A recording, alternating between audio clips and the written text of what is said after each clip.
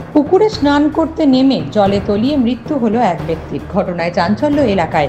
ঘটনাটি ঘটেছে আরামবাগ থানার অন্তর্গত হরিণখোলা ২ নম্বর গ্রাম পঞ্চায়েতের তাজপুর এলাকায়। মৃত ব্যক্তির নাম সন্ন্যাসী শীত, বয়স আনুমানিক ৪৪ বছর।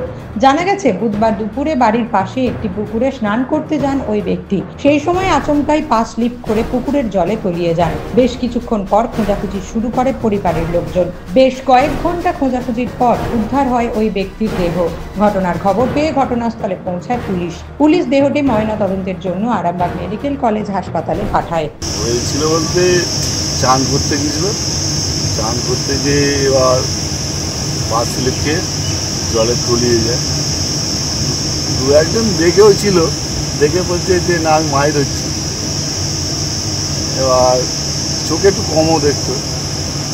এবার ওরা যখন ডুবে গেছে তখন সাইডে ওপার থেকে ছিপ ফেলছিল, তখন ছুটে এসে এবার তলিয়ে গেছে, খোঁজাখুঁজি করেছে। তারপর ঘটনাটা ঘটেছে 3:30 থেকে 4টে।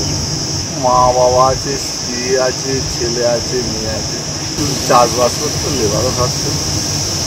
হ্যাঁ, পুলিশের নামই গিয়েছিল, পুলিশই বডিটা কাল নিয়ে এসছে। নিউজ আজ বাংলা, আরামবাগ।